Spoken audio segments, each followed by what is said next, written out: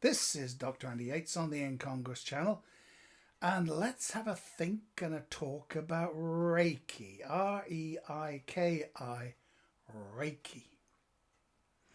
All right, so I'll start this with a kind of a little story. In fact, let's look at something first here, because this is what I call the mind-body energy triangle. And I realized that my progression into holistic healing practices kind of followed this mind-body energy triangle. I learned about the mind, and then I went on to the energy part of it because I was scared of the body part of it. And the next one I'm going to be doing will be on that. So you'll have a clue. And I keep looking at the screen and not at the camera. This is all part of my getting better at doing YouTube videos, okay? And this is better than the last one, hopefully, and it'll just get better on from there on in. But anyway, mind, body, energy triangle. I learnt about the mind, and then I moved, because the mind, you see, is kind of, I don't know, it's something close to what I did. I was in the military. I was a martial arts guy. I was an engineer or technician, and so very grounded, very grey, as I would call it. And then I realized that I could open myself up to a bit more colour, and I did hypnotherapy because it seemed the most scientific and it seemed nearest to the kind of science of what I was doing, even though a lot of people would say it's pseudo-scientific, whatever. Okay, here we go. So a story for you. I'm just fiddling about with these things. And that's about our little dog Copper. Now, we had this dog called Copper, and of course I got notes down here, so excuse me if I look at them. And she was a Beagle Terrier cross, cute little dog, very nice, very loving, very sweet. And she lost the use of her back legs. So for months, at least 3 months, she's kind of dragging herself around the house with her front paws like this. And that was fine in the house, no sharp surfaces or anything like this. She was a girl dog, of course, so underneath her nipples might get sore from time to time, but we'd deal with that. And then when she needed to go out, we used to put a belt under her. It was a martial arts belt, so it's soft cotton, and then take her out in the garden and drop her down, and she could do her business, and then we could pull her up again and whatever. And take her to walks, take her on walks like that as well, because we had 2 dogs, so the other one had to go. All right, so then I went to a class. Now, my life was changing. It had opened up from that grey person. And so I went to a class with my partner. And what we did was we practiced feeling energy with the hands. So the kind of thing would be is like having hands apart like this and just seeing if we could feel energy between the hands.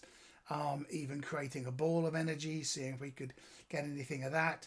And also then looking at putting hands on other people, or at least close to other people, sort of this kind of distance, and seeing if they could feel anything from my hands and I could feel anything from their body, etc., etc., etc. So that was an interesting exercise we did. Well, then I went home and I prepared the dog's full bed, took her outside, used the belt, brought her back in, put her in her bed. And I settled them down, as I said, and then I thought, if there's anything to this hands-on stuff, I'll just put my hands on the dog. No real thought in my mind, not thinking anything about transferring energy or healing. I just kind of let my mind go blank, I suppose, or heap spinning or whatever. Put my hands on the dog. Dog didn't mind that. She liked to be touched. And then I did that for 5 minutes and then went to bed. When I got up in the morning, came downstairs, opened the back door for the one dog to go out, put the kettle on, turned round to get the belt and put the other dog out, and she wasn't there. And I looked out of the kitchen window, and there she was in the back garden, not dragging herself around, but walking on all 4 legs, although very, very stiffly. And I thought, there's only one thing out of the ordinary that's happened to that dog between not being able to use its back legs and now being able to use its back legs. And that's me putting my hands on. And I thought, well, maybe there's something here, because I'm always questioning. I'm always critical, but maybe there's something here that I just don't know about. My tiny little world is slowly opening to the massive world of the universe. So you kind of get that. And the dog just, so you know, lived for another 6 years after that with all four legs. So pretty interesting. And that's what started me on this path. Now, we moved to the USA. And I first of all became fascinated with hypnotherapy. As I said, that's the thing that was nearest sort of kind of scientific type of thing, use of the mind, right? So, and to me, energetic healing came next, because body healing, that scared me. Touching somebody else's body, especially in various stages of dress or undress, scared the heck out of me. So I went for the energetic side of things first. So my partner said, well, look, there's a course on Reiki 1. It's up in Oak Creek Canyon, which is one of the most beautiful places in Arizona. So we went up there, and it was beautiful and everything. And to be fair, the practitioner, or the master, should I say, was feeling under the weather, spent a lot of the time in bed. It wasn't very good at all. I did get my certificate, but I just didn't really click to this idea of Reiki at all. So then I had another teacher come along. Actually, it was my partner, who said, well, look, I'm teaching a class on Reiki 2 because you're already Reiki 1. Do you want to join in? And I said, yes, absolutely. And of course, it was much easier with my partner, and I learned Reiki 2, then Reiki 3, and then I'll explain those later, and then Reiki Master, Trainer, whatever. Okay. And so got well into it. So then the question is, and I'm sure you're asking it, what is Reiki? Well, Reiki is and this is from Wiki, right? So I thought I'd take that because, well, it's what Wiki says. And they're always a bit anti anything that's kind of more into the holistic side of things, the spiritualized side of things. They've decided, I guess, that we're not going to go too much on this. We'll always be a little bit cynical. But this is what Wiki said. Reiki is a pseudo-scientific form of energy healing, a type of alternative medicine originating in Japan. And you've probably seen that behind me is Mount Fuji, which of course is in Japan. So that's Japan behind. That's a real photograph that my partner took when she was there doing a Reiki course with the original Reiki people. Okay. So Reiki practitioners use a technique called palm healing or hands-on healing. According to practitioners, and this is Wiki talking, a universal energy is transferred through the palms of the practitioner to the client. And this encourages emotional or physical healing, as it did with the dog. Each level of Reiki, so I did 1, 2, 3, and then Master Trainer. Each level of Reiki increases the level of attunement. So you become better at kind of channeling that energy through yourself to help the client. The practitioner does not heal the client. The energy does that. So, and the Native Americans have a term for this. They call it the hollow bone. So it's just the energy comes through the hollow bone and into the client. Reiki levels 2, 3, and so on and higher. Then you can be able to do remote healing, distance healing, stuff like that, which is really cool. And it can be used on a variety of subjects. And I used to kind of play with it respectfully, because this is good, positive energy, so I didn't want to mess up with it or anything. And I remember one example, I'd walk through Chicago Airport, because I used to travel a lot for business in those days. And Chicago Airport was always heaving with people. And I would imagine a wedge of energy going out in front of me. And it wasn't like Moses parting the waves, but it was, people would simply just not move out of the way. They would just walk so that they weren't in my way. And I would carry on walking at a steady pace through the airport. And another nice thing that came from Reiki is, using that example, as I'm walking through the airport, I might see somebody in a wheelchair and I'll send them a Reiki blessing or send them some good energy or something like that. So it kind of benefits everybody. So if you were to go for some Reiki, what would you get in your session? Well, it'd be a suitable setting, and the client usually lays on a massage table fully clothed. And I say fully clothed, raincoat and Wellingtons probably wouldn't work, but normally, t-shirt, tracksuit bottoms, socks, that kind of thing, fully clothed in that way. We might ask the client to remove bracelets and necklaces and restrictions like that to allow the energy to flow through them. But fact is, we are, fully clothed. It's not that. And in places like the United States, which is very sensitive about things like that, why I don't know, because they're a really mucky place. But Reiki didn't have to be licensed or anything because it was fully clothed. Simple as that. Okay, now the practitioner will hold their hands 4 inches away from the client, or actually put their hands on the client, subject to the client's permission. The position of the hands is kind of traditional. So there's 4 positions at the head, there's 4 positions on the body, and then the person turns around, and then there's 4 positions on the back. Hands are maintained there for 3 to 5 minutes. Relaxing music may be played, and there's even music nowadays where you can get the music and it's relaxing music, and every 3 minutes or 5 minutes there's a little chime or something like this to tell the practitioner, okay, now you move to the next position. The client and the practitioner may converse.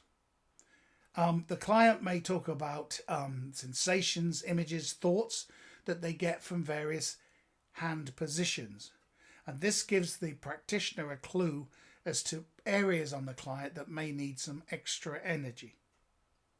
At the end of the session, often there's an exchange of thoughts, feelings, and so on about what the client felt during the session, and even what the practitioner felt during the session, if that's what the client wants. So it's all client-based. The client is in charge. Okay. Now,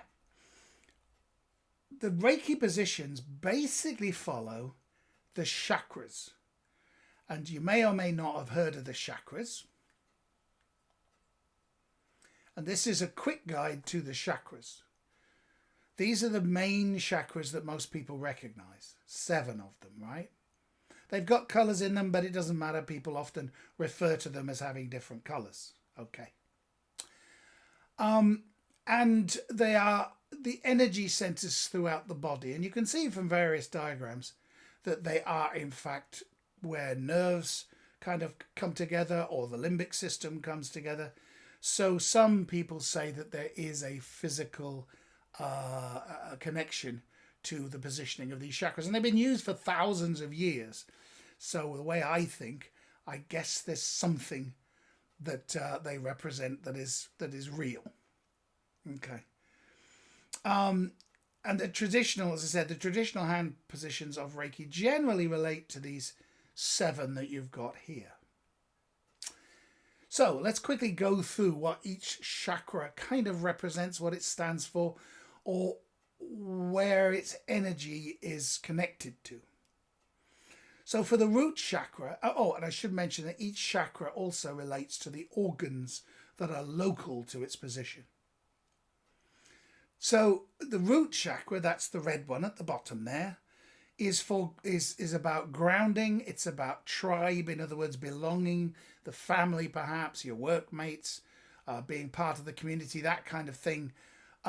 Security and basic needs. So breathing, drinking, all that sort of stuff.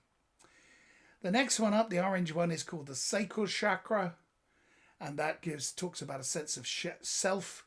It also is the center of physical pleasure. The next one up, the yellow one, it's called the solar plexus. And you remember I just said about where groups of nerves are concentrated. And this area, the solar plexus, talks about a plexus of nerves which radiate from that point as kind of like the rays of the sun.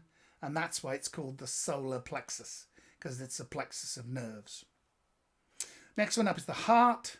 And the heart obviously is going to be all about love, compassion, empathy.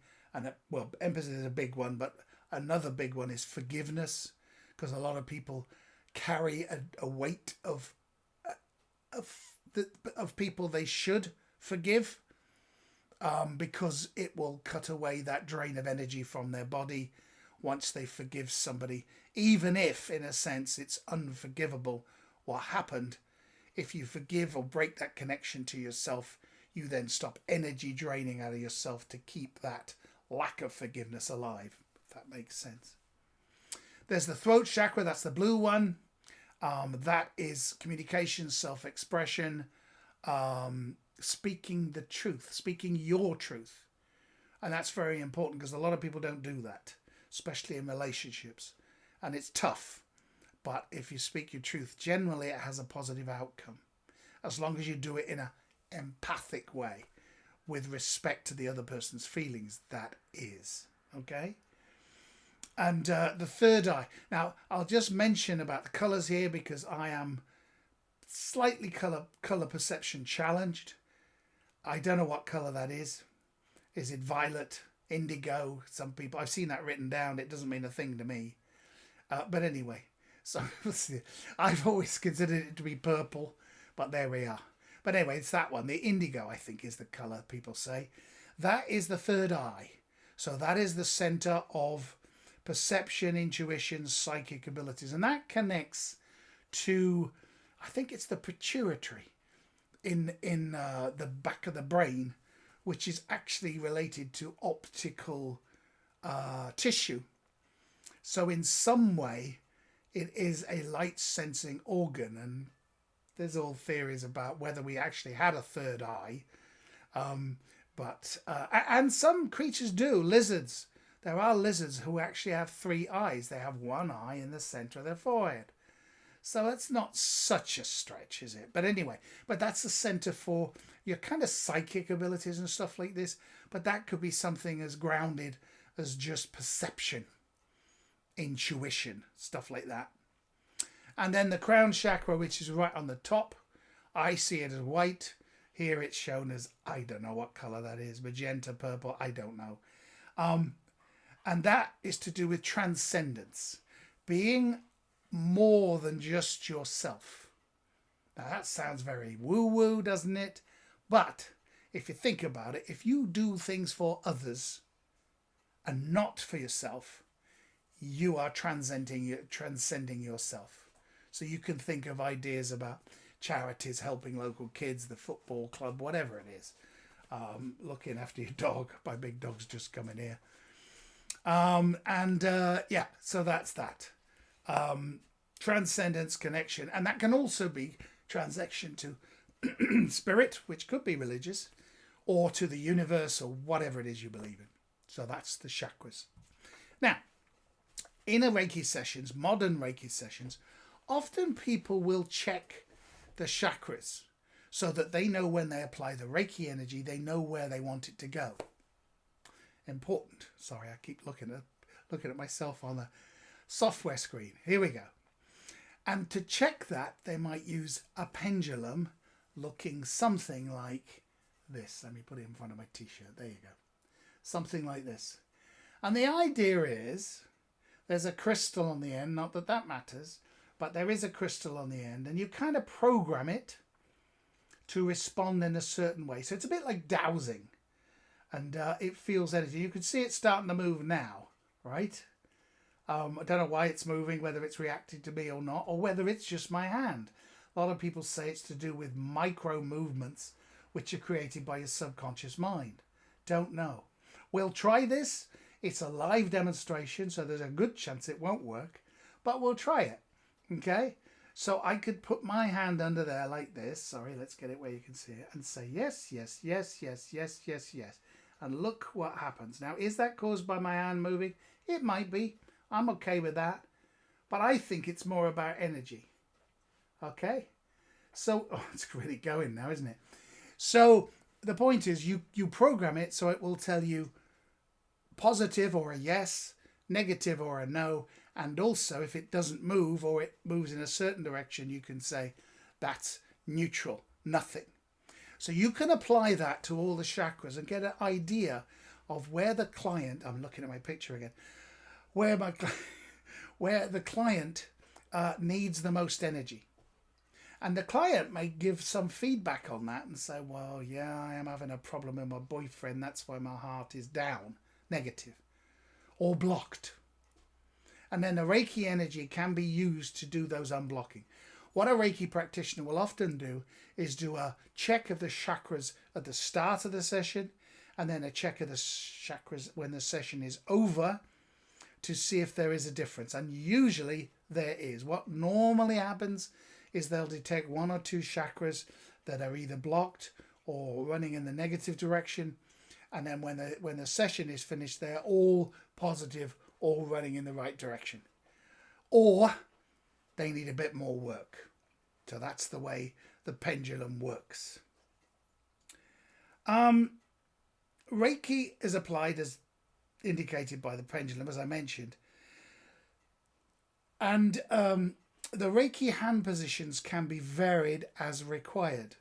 So if the practitioner knows that somebody has, say, a blockage in the heart, they may go through all the positions, but they may double up or triple up on the heart just to get more energy, more healing energy going through that area to deal with any issues like this. And I said the client can then feedback when they feel something. They may say, oh, I wonder why my sacral chakra is down. And if I look back down here, we're talking personal power, self-esteem, self-worth.